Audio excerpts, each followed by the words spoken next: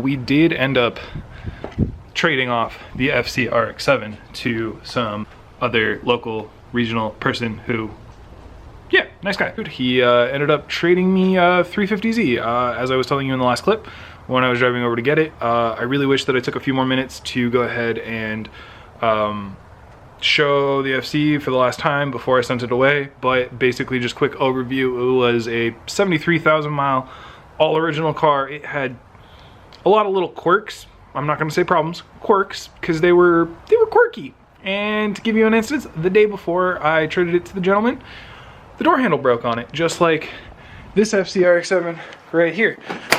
And this doesn't work if I close the door, so I gotta find another one for this car too.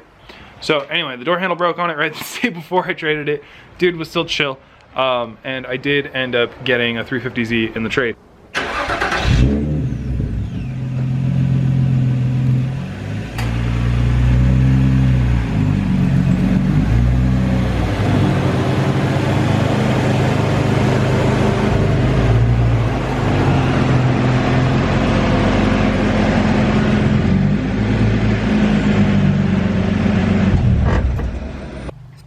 Behold, here it is, my new, kind of new, very beaten up 350Z.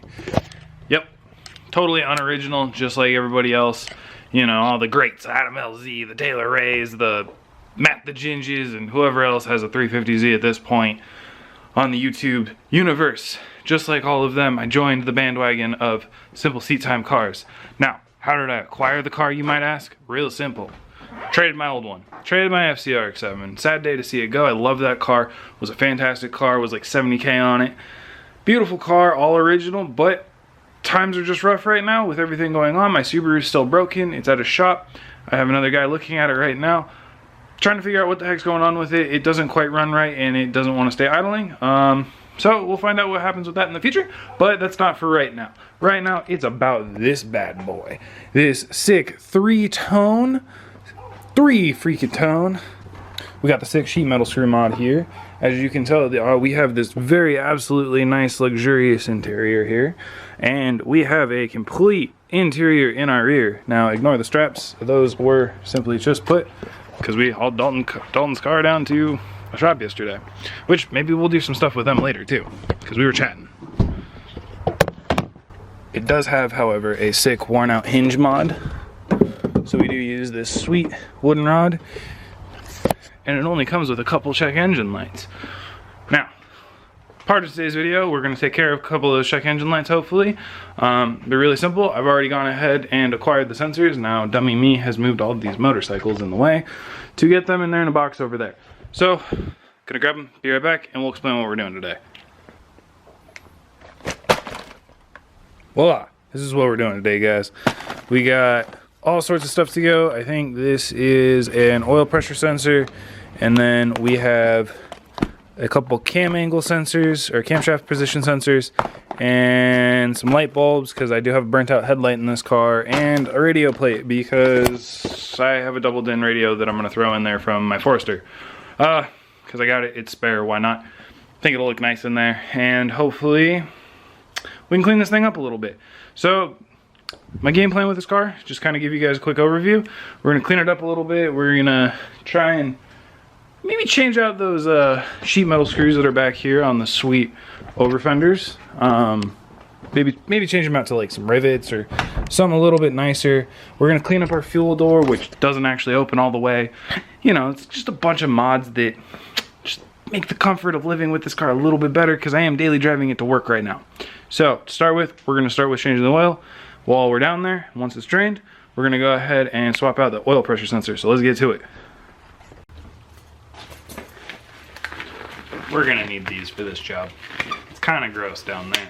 I just had a look. Looks like we got some sort of oil leak that we're going to have to find and source. Not certain exactly where it's coming from, but we got our tools.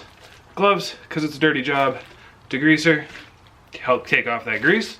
Something to wipe it up with. Let's get to work.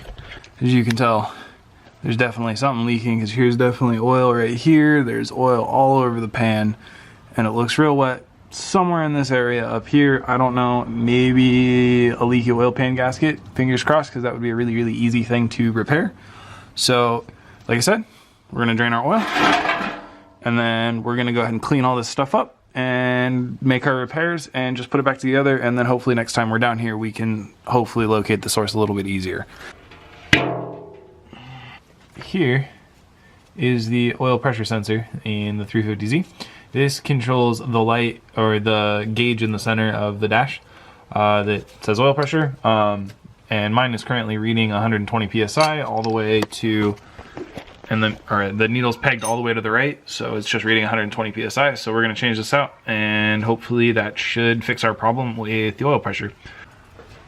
Okay, so it's not a difficult plug. It does just have a little clip, but it's not the best if it's never been removed.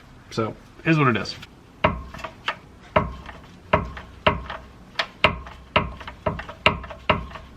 We're winning.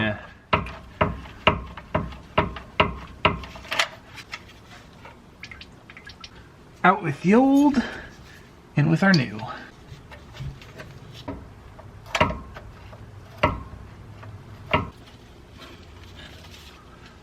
Okay, so I had a camshaft code. Hopefully changing these two bad boys out should clear up our problem.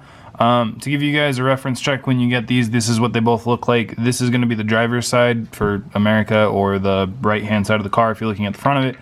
This is gonna be the passenger side, once again, for America, or left-hand drive cars, will be the left-hand side of the car. This one's pretty easy to get to. You can see it really easily from the top, especially on the DE motors where they only have the single intake. That sensor is simply right there where that gray plug is.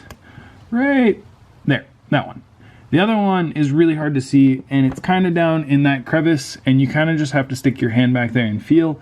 It's really easy if you kind of think about it. It's on the back side of the head, on top, basically. It's part of the intake system, or it's on the intake cam, I would imagine. So pretty straightforward. It's one single 10mm, pop it out. Got a couple more maintenance items to do. Well, actually just one more maintenance item. Got a headlight to change. This headlight right here, which I have no idea how to get to, is out. The low beam is out. So we got to swap that bulb out, which I think the previous owner swapped them over to HIDs, which are notorious for burning out. Is what it is. We'll go ahead and get it swapped out real quick, and then we'll be on with our lives. I don't know if I'm gonna call it quits there tonight. I might not. I don't know. We'll see. So gonna pull that out, change it, go from there. And behold, we have an out headlight. Clearly it's that side. Okay, so we're gonna tackle this. Lucky enough, the previous owner took the fender liners out, left them out. I think we just gotta remove this little plastic cap right here, and then it should just probably be in there somewhere, I would imagine. So let me go ahead and do that.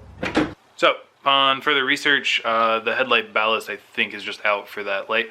Apparently it's a common problem with cars that don't have fender liners, which this car doesn't have. I live in Washington and the ballasts go bad, just simply because water hits it and they're not watertight. So is what it is. I guess I probably am gonna have to hunt down a new ballast, and I'll probably have to, you know, get a multimeter and check the fuse box and everything else. But I'm gonna do that at another time. This is probably gonna be it for today. Remember to like, comment, subscribe. It helps the channel a lot. I hope you guys are excited about the new build. I hope you guys are excited about finally getting some drift content, finally getting some track time, and actually getting a decent sized video. I'm sorry I haven't posted in a while, and I'm sorry I haven't updated you guys in a minute. We are not quitting on the RX-7 over there. Not showing you guys its progress yet. I'm kind of working on it. I haven't updated you guys totally yet on it. Sorry about that. See you guys next time. Peace.